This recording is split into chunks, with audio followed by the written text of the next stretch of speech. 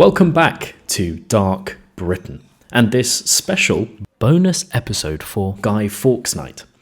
This is a story of religious turmoil, a plot to kill a king, and an execution so cruel it would keep the victim from heaven. This is the story of Guy Fawkes and the Gunpowder Plot. And it's a well-known story, right? I'm sure all of our listeners know what we're talking about when we say the 5th of November. But it's one that's too easily forgotten, and the festivity of the fireworks, bonfires, often distract us from the day's actual significance. I mean, this would have been the greatest act of domestic treason that Britain had ever seen.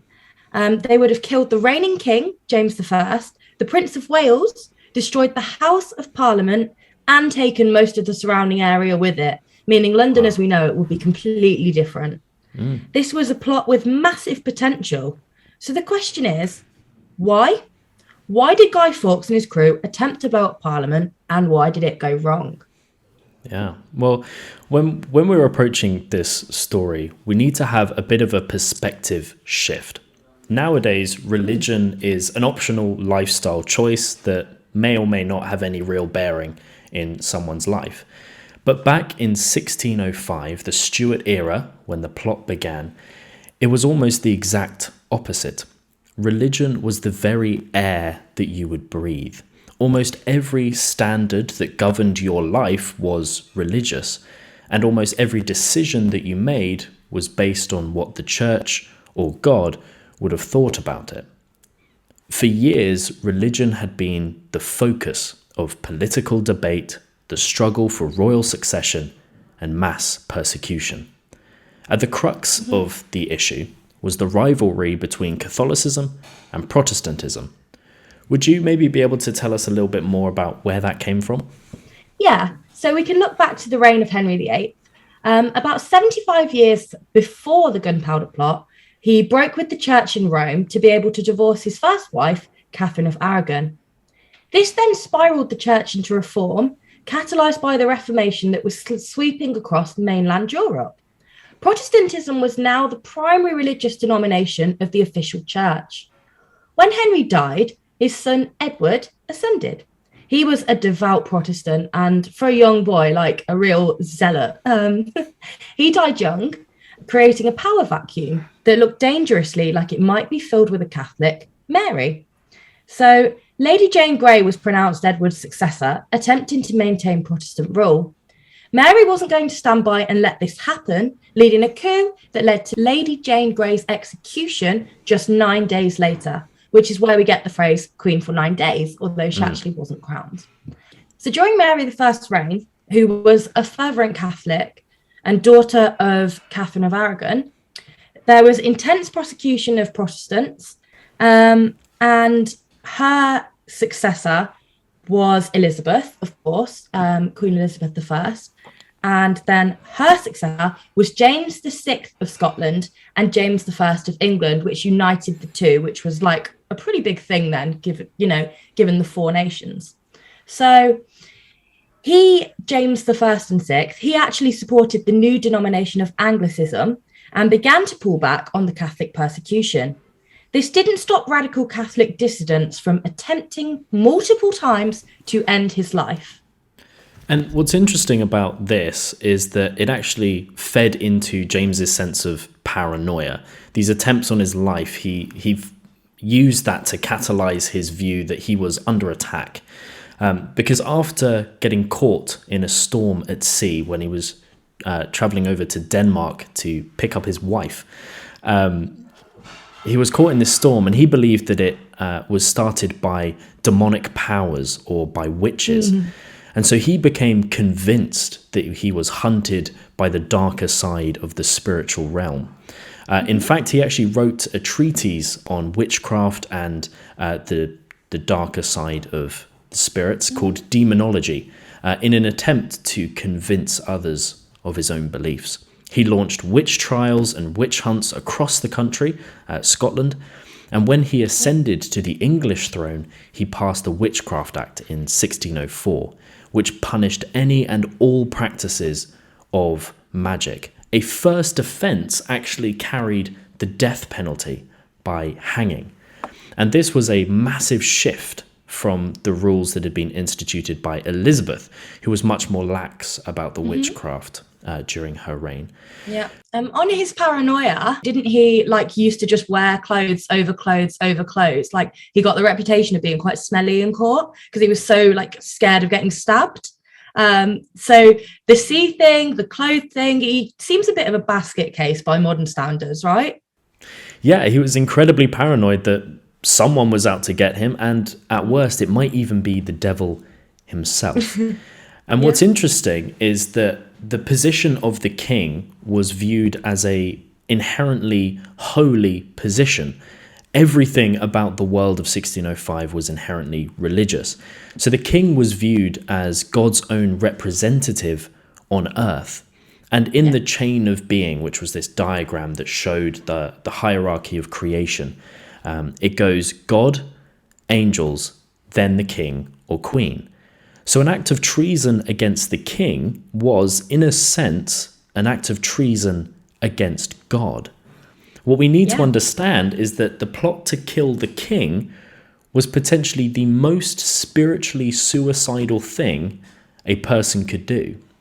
And so it brings a massive sense of weight to the Gunpowder Plot. It wasn't just created on a whim or a spur of the moment rash decision. This was an endeavor with massive implications, both physically and spiritually. So this is the dark religious turmoil that was the background, the setting for the Gunpowder Plot. Would you be able to walk us through the story of the actual plot itself? Of course. So Robert Catesby, who was a fervent Catholic, recruited 12 other men and began to plot to kill the king. The plan was to blow up the Houses of Parliament at the state opening and use it as a launch pad for a popular revolt, which would replace the now dead king with a Catholic monarch. One of the first men he recruited was Guy Fawkes, a radicalised former soldier. Fawkes took charge of this in 1604, and he began to dig a mine underneath Parliament during that summer. So it was a plan a long time in the making, right? It wasn't just we're going to do this tomorrow. So it's so much deeper than we realise, as we've just explained with the circumstances. So by 1605, the team had rented a coal cellar beneath the House of the Lords and transported 36 barrels of gunpowder into it. They loaded up 2,500 kilograms of gunpowder into the cellar. The stage and the cellar was set. Guy Fawkes was in place, and London was about to be blown to pieces and the country thrown into revolution. So why did it not succeed? Because it seems like this planning was quite impressive. So what went wrong? It's one of those classic group projects where everything is thought out and then it's just this one person completely ruins it all. And that one person was Francis Tresham. So he was basically a bit nervous about the plot and he had misgivings. So he sent an anonymous letter to the Catholic Lord Monteagle warning him of the plot. And of course, Monteagle wasn't just going to sit on this information and go, do you know what? I won't turn up today and I'll let it go ahead anyway. So he sort of told. And this resulted in Fawkes' arrest and the hunting and gunning down of the Catesby's crew. Wow. So Guy Fawkes was caught, match in hand, moments away from blowing up the Houses of Parliament.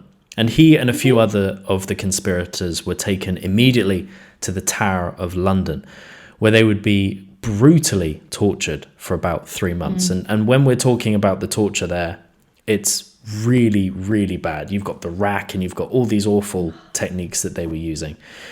And so the torture was actually so brutal that it led to Guy Fawkes being unable to even write his own name.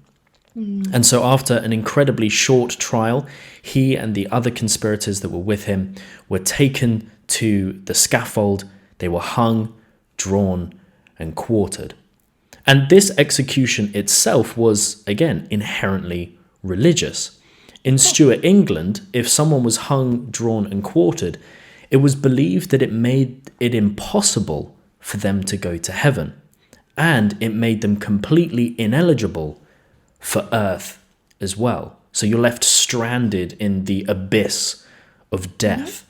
And this leaves a bit of a different lens on the celebrations of Guy Fawkes Night. But this celebration itself, where did that come from? Because everyone knows it, everyone does it. But where did it come from?